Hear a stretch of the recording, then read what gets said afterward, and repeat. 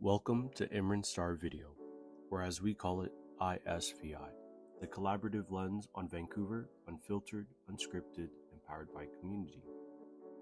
We're not just a voice behind the mic. We're a collective of creators, thinkers, storytellers, and city lovers coming together to spotlight the people, places, and energy that make Vancouver what it is. From coast, mountain skylines to neon-lit backstreets, we're covering everything from downtown buzz to the untold stories shaping our scene. You'll find us exclusively on YouTube. No algorithms, no filters, just real talk. For behind the scenes updates and chaotic brilliance in real time, follow us on TikTok and Instagram. So hit subscribe, drop a comment, and help us grow.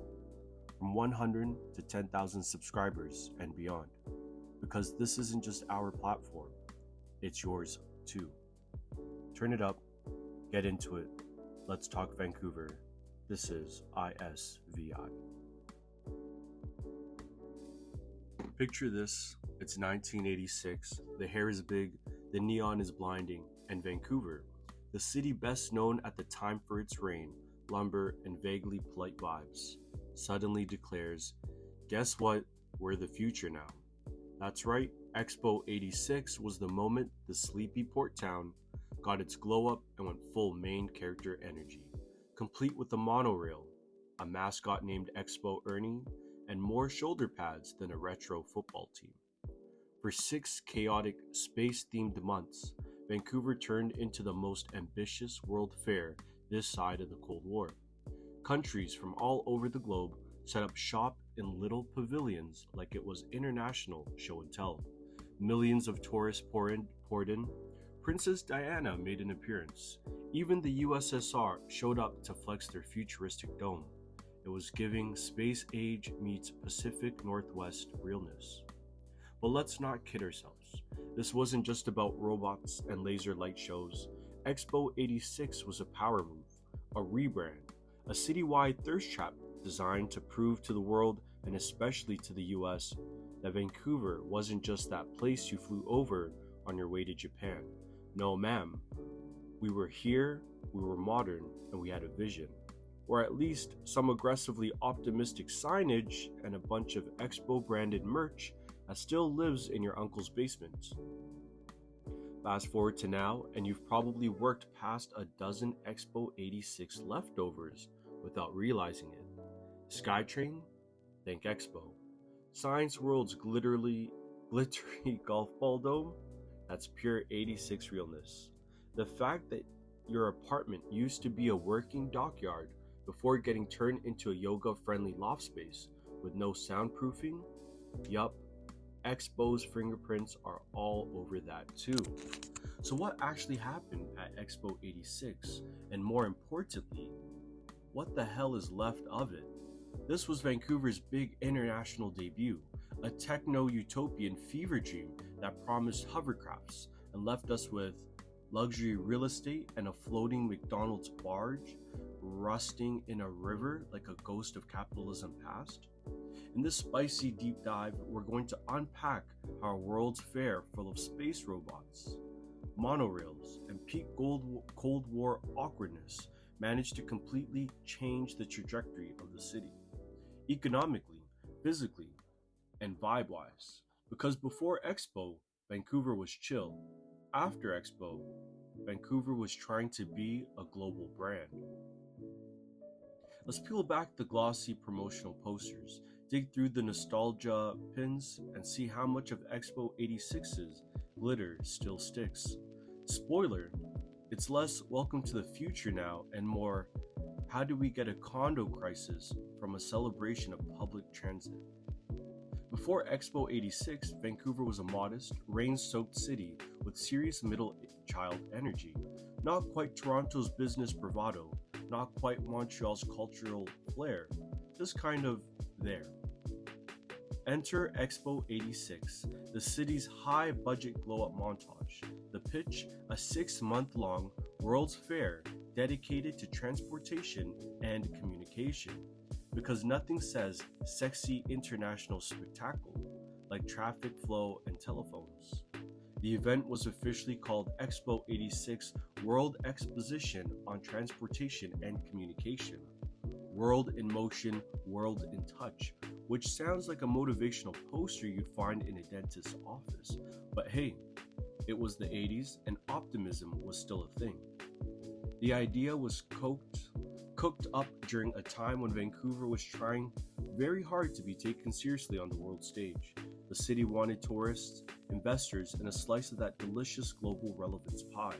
So civic leaders, including then Mayor Mike Horcourt and Premier Bill Bennett, a man who never met a mega project he didn't love, decided to throw a giant party with international guests, sci-fi architecture, and enough photo ops to launch 1,000 fridge magnets. And somehow it worked. They managed to convince 54 nations, 3 territories, and over 20 million people to come see Vancouver's vision of the future. We're talking national pavilions, futuristic tech displays, robot arms doing robot arm things, and monorails zooming above crowds like this was some kind of Jetsons prequel. For a hot minute, Vancouver was the moment. But let's be honest, this wasn't just about showing off magnetic levitation and high-speed rail. Expo 86 was a strategic thirst trap for international attention, a glorified rebrand. The city had the infrastructure of a sleepy port town, but the ambition of a smart startup with too much caffeine and a dream. Hosting Expo meant tourism, jobs, investments, and most importantly, a reason to bulldoze, rezone, and redevelop like there was no tomorrow, which ironically is also how we still handle real estate. And because this was the 80s, everything had to be extra. There were dancers in silver bodysuits, synth-heavy theme songs, and probably enough aerosol hairspray to damage the ozone layer in real time. Expo was pure spectacle. The kind of thing where a person could eat a Belgian waffle, watch a robot demonstrate telephone innovation, and then hop on a gondola to see a Soviet exhibit all before noon. Of course, beneath all the glitter and tech demos was the unspoken truth. This was a development engine in disguise. The city wasn't just showing off its transportation dreams, it was laying the groundwork for its future condo empire. Expo gave Vancouver the political cover and public support it needed to transform False Creek from a gritty industrial zone into shiny waterfront real estate gold. So why did we do it? Because we were tired of being overlooked, because we wanted to be taken seriously, and because there's something about seeing a giant globe-shaped theater and a floating McDonald's that really makes a city believe in itself. Imagine if Tomorrowland, a Cold War science fair, and a Gap commercial from 1986 had a neon baby. That was Expo 86. It wasn't just an event, it was a full-blown vibe shift for Vancouver. For 6 months, the city transformed from a coastal logging town with identity issues into a glittering technopolis where you could ride a monorail, talk to a robot, and watch Princess Diana wave at you, all before 2 p.m. Waffle break. The theme of Expo 86 was transportation and communication, which sounds like the plot of a mildly interesting TED Talk, but Vancouver made it camp. You had entire zones dedicated to trains, shapes, space, and yes, even telephone innovation, because nothing gets the kids hyped like a dial tone simulator. Let's talk pavilions. There were over 60 of them, built by countries, corporations, and provinces, all trying to out-futuristic each other. The USSR's dome looked like a spaceship and was low-key terrifying, while the Canadian pavilion was all about humble bragging with maple syrup pride and look how nice our trains are. Japan showed off robots that could write calligraphy, which honestly still sounds cooler than anything on your For You page. And because it was the 80s, everything was massive, shiny, and vaguely radioactive in color. Chrome was in, neon was everywhere. Spandex was taken seriously. There was a monorail floating through the sky like the future had officially landed, and Science World's giant geodesic dome aka the glittery golf ball, sat like a crown jewel, just waiting to star in every future Vancouver drone shot. Oh, and do we mention the McBarge? Yes, you read that correctly. Someone really said, what if McDonald's, but nautical? So they built a floating burger barge in the harbor, a structure so bold, so unnecessary that it became iconic. And like most legends of the 80s, it disappeared mysteriously and now haunts the Fraser River like a ghost of capitalism past. Celebrities rolled through like it was Coachella for nerds. Prince Charles and Princess Diana did a walkabout that made global headlines. Wayne Gretzky showed up because, of course, he did. Even Expo Ernie, the wide-eyed, sentient, rollerblade-looking mascot, became a minor celebrity in his own right. Proof that branding was alive and unhinged, even before Instagram. And the crowds, unhinged. Over 22 million visitors passed through Expo's gates in just 6 months. That's like Vancouver's entire population multiplied by 25, and handed a fanny pack and a paper map. Locals suddenly had to share their city with tourists, tech bros, and at least one confused time traveler who was probably just there for the USSR pavilion. Expo wasn't just big, it was aggressively optimistic. The kind of optimism only the 80s could produce. The Cold War was still on, the hair was getting bigger, and everyone thought we'd be living in space by now. There were laser shows, people movers, hovercraft dreams, and enough synth pop background music to fuel a lifetime of nostalgic TikToks. So yeah, Expo 86 looked like the future, or at least what the 1980s thought the future should look like. Shiny, strange, and slightly uncomfortable to walk through in dress shoes. Okay, so Expo 86 packed up its neon jumpsuits and laser shows after 6 months, but its legacy still very much standing in steel, glass, and sometimes confusing real estate decisions. While most world fairs leave behind a bunch of brochures and emotional damage, Vancouver actually kept some of the receipts. Expo 86 didn't just change the mood, it changed the skyline. Let's start with the big one, the Skytrain. That smooth, futuristic train you complain about every time it's delayed? Yup, that was Expo's baby. The Skytrain debuted in 1985 to move the Expo hordes around quickly, efficiently, and with just the right amount of 80s optimism. It was fast, fully automated, and a way of saying, look mom, no driver. Decades later, it's the backbone of Metro Vancouver's transit system and probably the only Expo artifact that didn't end up rusting in the Fraser River. Then there's Canada Place, the giant white sails that look like a luxury tent someone left on the waterfront and never took down. Originally built as the Canada Pavilion, it now functions as a cruise ship terminal, a convention center, and the backdrop of every awkward grad photo taken in downtown Vancouver since 1987. Tourists still show up thinking it's an opera house. We let them. Let's talk about Science World, or as every local kid calls it, that big shiny ball where they make you touch electricity. The dome, designed by visionary architect Bruno Freschi, was originally the Expo Center. It's one of the most iconic leftovers, now repurposed as a science museum where generations of children have learned about gravity, robots, and why you shouldn't touch the plasma ball 47 times in a row.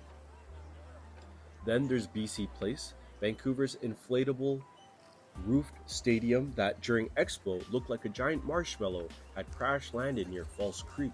Today it was a sleek retractable roof and hosts everything from CFL games to Beyonce concerts to international rugby matches that nobody can afford tickets to. So yes, it went from puffy 80s dome to sleek billionaire sports pod. We love growth. We also got a little something called the Canby Bridge Upgrade, which is like the glow-up montage scene of Vancouver infrastructure. Before Expo, it was 2 lanes of Please Don't Die. Now it's a scenic connector that delivers commuters directly into the gentrification vortex that is Olympic Village. And then there's the McBarge, a floating McDonald's built to showcase the future of fast food, a literal burger boat, because nothing screams innovation like trapped at sea with the filet-o-fish and no working bathroom. After Expo ended, the McBarge was quietly towed away like a failed startup, and now floats somewhere near Mission, BC, like a haunted relic of capitalism's deep fried delusions.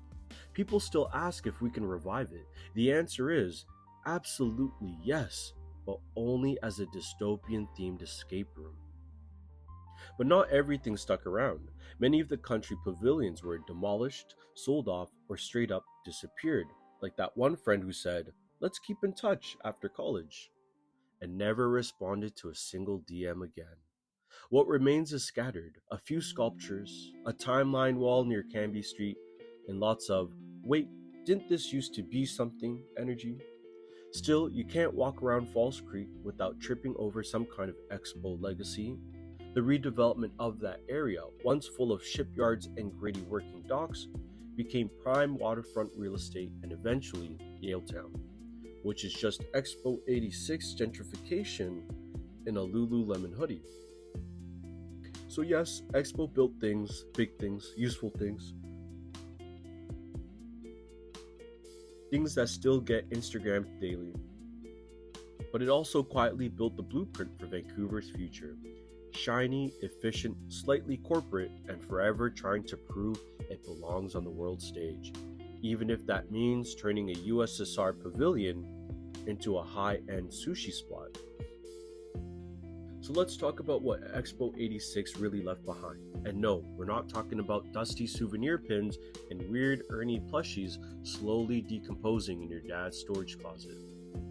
We're talking about Vancouver's post-Expo transformation from kinda cute coastal city to full-blown international real estate thirst trap. See, while the world marveled at the monorails, robots, and floating burger bars, local politicians and developers were quietly drooling over the 173 acres of prime waterfront land Expo had conveniently cleared and beautified. The moment the last laser show ended and Expo Ernie packed up his oversized shoes, the city pulled the biggest "thank you next" energy of all time and pivoted straight into luxury redevelopment. Nothing screams plot twist louder than what happened next. The Expo lands were sold, and not to the public, not to local artists, and definitely not to people who worked the damn ticket booths.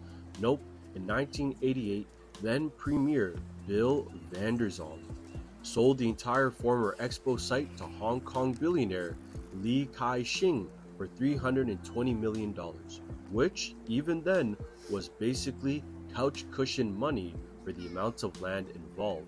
Some people call it visionary, others call it the opening scene in Vancouver's real estate Hunger Games. From there, things escalated quickly. The land was developed into what we now call Yaletown and Falls Creek North, aka the sparkling glass condo jungle where you can't afford to live, but your friend's dog has a balcony and access to 2 EV chargers. Overnight, Vancouver's gritty working-class industrial waterfront became a showroom for urban luxury, corporate vibes, and live, laugh, loft energy. Sure, we got seawalls and green spaces, but we also got a citywide addiction to high-rise condos, foreign investment, and granite countertops. Expo taught Vancouver that land wasn't just for living, it was for flipping, for branding, for whispering sweet nothings to global investors while quietly relocating anyone who wasn't wearing Aritzia. This shift didn't just change the skyline, it changed the soul of the city. What began as a World's Fair about transit, innovation, and connection became the blueprint for Vancouver's gentrified personality arc. The port town disappeared, the artist warehouses evaporated, and in their place, glass towers filled with fitness influencers, tech bros, and apartments that cost $3,000 a month and still don't include a dishwasher. And let's not forget who got left behind. Low-income communities, seniors, and long-time renters pushed out. Former industrial workers replaced by boutique spin class instructors. Expo 86 helped birth a version of Vancouver that speaks in marketing buzzwords and smells like designer furniture. It's sleek, polished, and so expensive it makes your bank account cry a little every time you pass a realtor sign. Now, to be clear, Not all of this was evil mastermind level planning. Some of it was just the consequence of world-class city syndrome, the relentless pursuit of global recognition at the cost of, actual livability. But Expo lit the match. It gave the city its first taste of what it meant to be shiny, desirable, and sellable. And once you get a sip of that sweet, sweet developer funded nectar, it's hard to go back to the gritty dockward authenticity. So, yeah, Expo 86 was supposed to be about transportation and communication, but the real legacy, gentrification and luxury densification. Vancouver went from world in motion to world for sale, and we've been trying to afford rent ever since. Like any chaotic high school relationship, Expo 86 left us with a mix of fond memories, emotional scars, and a duffel bag full of weird souvenirs nobody knows what to do with. Ask any Vancouver boomer about Expo and watch their eyes glaze over as they slip into a nostalgia monologue featuring neon windbreakers, $1 Belgian waffles, and a simpler time before Starbucks took over everything. To some, Expo 86 was the most magical thing that ever happened on this side of the Rockies. It was a moment when Vancouver felt cool, international, and a little space age. A full serotonin hit wrapped in laser shows and McBarge fries.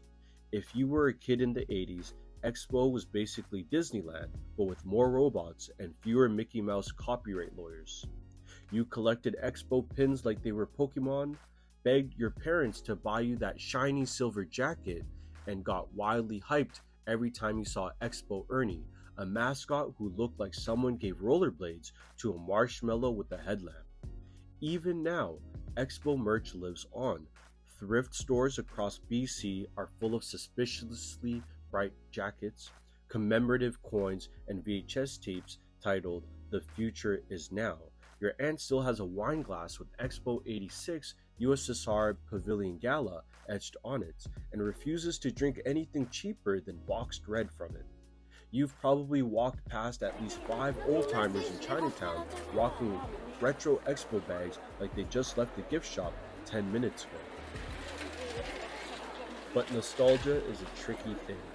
While some remember the excitement and civic pride, others remember who got left out of the future. Indigenous communities displaced for the redevelopment, working class families priced out by the post-Expo land boom, and a whole generation of Vancouverites who saw their city morph into a real estate investment brochure with seawall access.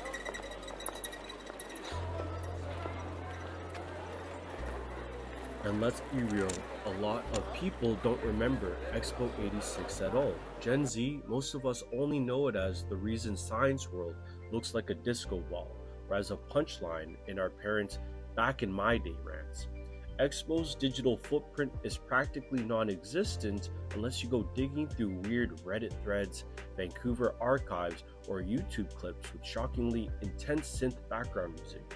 In the era of TikTok and fast content, Expo 86 is like the MySpace of world fairs, iconic for its time, but now mostly just ghosts and vibes. What's also been forgotten? The original theme of transportation and communication. Like, yes, the Skytrain stayed, but the deeper questions Expo tried to ask about sustainable urban mobility, global collaboration, and technological equity got ghosted faster than your hinge match after day 2. We remember the lights, the crowds, the monorail, but do we remember what it was all supposed to mean? Spoiler, probably not. Instead, we've immortalized the Expo the same way we treat most big civic events, as an aesthetic, a vibe, a branding moment. The deeper conversations left in the recycling bin with your dad's limited edition pavilion map. So here we are, standing in a shitty city, reshaped by an event we barely talk about, surrounded by buildings it inspired, and haunted by a glittering ghost who just wanted to ride a monorail into the future. Ah, lessons. The thing we pretend to gather after every chaotic event, only to repeat the same mistakes but with better branding and an updated logo. Expo 86 was supposed to be a one-time flex a World's Fair that would show off Vancouver's potential, unify the city, and make people excited about the future. And it did, kind of, briefly. But like most events that cost a bajillion taxpayer dollars and leave a trail of questionable architectural choices, what we learned and what we actually applied are two very different things. Let's start with the optimistic take. Expo taught Vancouver how to dream big. It proved we could build ambitious infrastructure, host millions of people, and pretend to be a futuristic utopia without collapsing into logistical anarchy. We got the Skytrain, the iconic dome of Science World, and some of the city's most walkable and most Instagrammed waterfront areas. For a moment, we weren't just a coastal lumber town with imposter syndrome. We were a player on the global stage, giving Jetsons vibes with the Canada Place twist.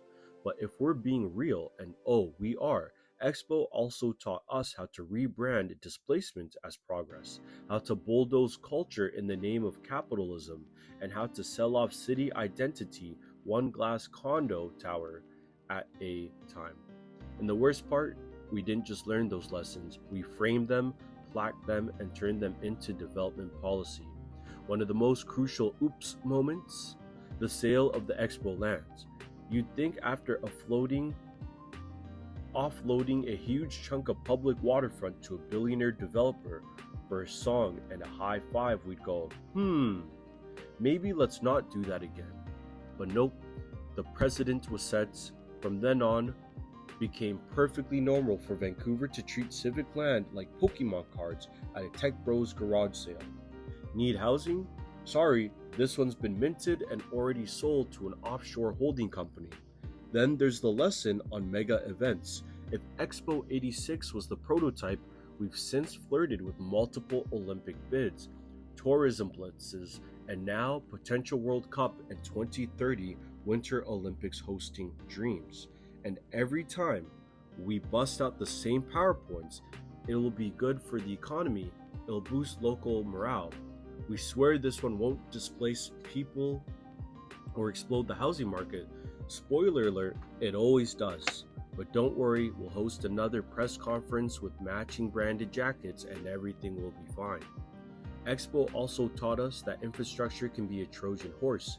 You want better transit? Sure, as long as we can also build 12 high-rises, a luxury dog spa, and a Whole Foods on top of it. Urban planning in post-Expo Vancouver often feels like one of those most viral TikToks where someone gives you a life hack that sounds helpful until you realize it requires $9,000 in a pre-existing trust fund. And let's not forget about inclusivity. Expo had the chance to showcase Indigenous voices, migrant communities, and the actual people who built and live in the city. Instead, most of the cultural representation was tucked neatly into curated pavilions, safe, aesthetic, and just diverse enough to photograph without making anyone uncomfortable. Sound familiar? It should. It's still how we handle most multicultural events in the city.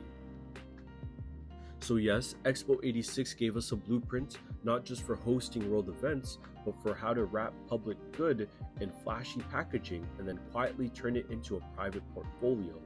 We learned how to gentrify with optimism, displace with purpose, and build a world-class city that forgets to include the people who actually live in it. Have we learned anything?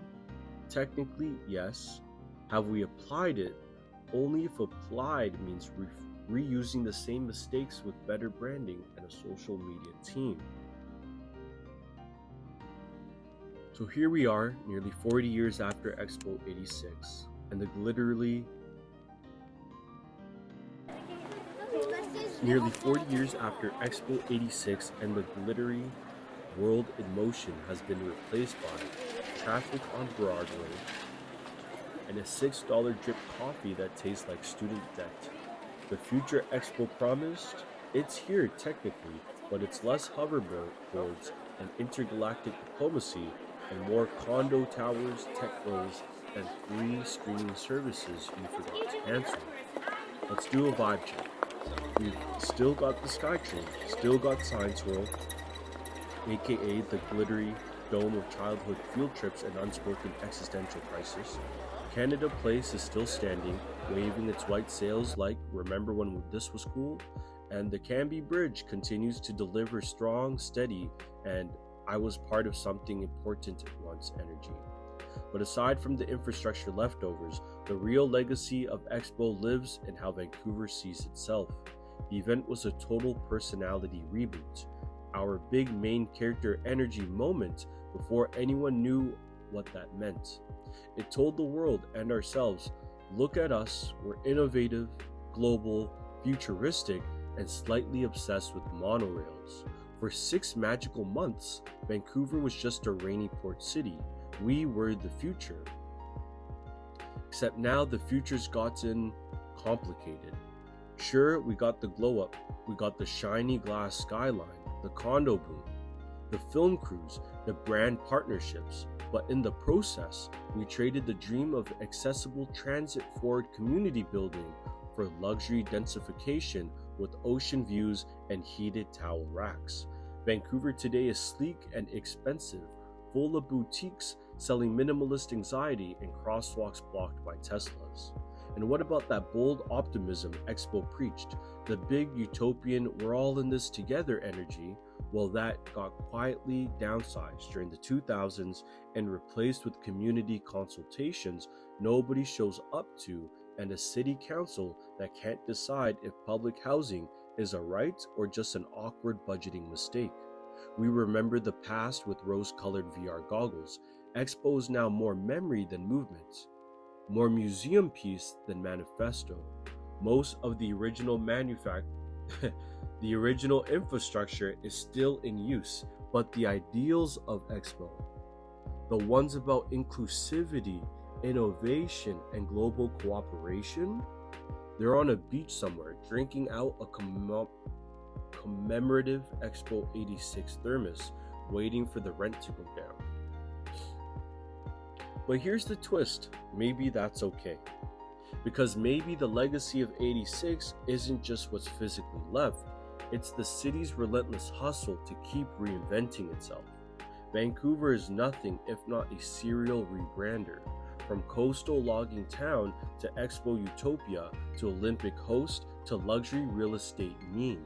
We're constantly evolving, constantly pitching ourselves as the next best, the next big thing, even if that thing turns out to be another overpriced development named the Arbutus at Sky. What's left of the future now? A city still figuring out how to be modern without losing its soul, a skyline haunted by optimism, and a floating McDonald's barge that may or may not still exist, like the Loch Ness Monster, but with a deep fryer. So next time you ride the Skytrain past Science World, think about this. Vancouver once tried to show the world the future. Now the question is, can we live up to it? Or at least bring back Expo Ernie. That guy had range. And just like that, the city's pulse slows, but the story doesn't stop. You've been watching ISVI, Imran Star Video, where voices come together and the city speaks back. We're a crew, not a single face, a movement, not a moment, and every episode that's built with you, for you, by all of us. From the seawall to the skyline, from underground voices to rooftop vibes. We're telling the stories that don't make the news, but make the neighborhood. If this episode hit, pass it on. Subscribe on YouTube. Follow us on TikTok and Instagram. Drop a comment and tell us what your Vancouver sounds like. We're building this together, clip by clip, story by story, from 100 to 10,000 subscribers to wherever this takes us. When we get there, we all show up. So until the next drop, stay loud, stay collected, and stay in it. This is ISVI, signing off.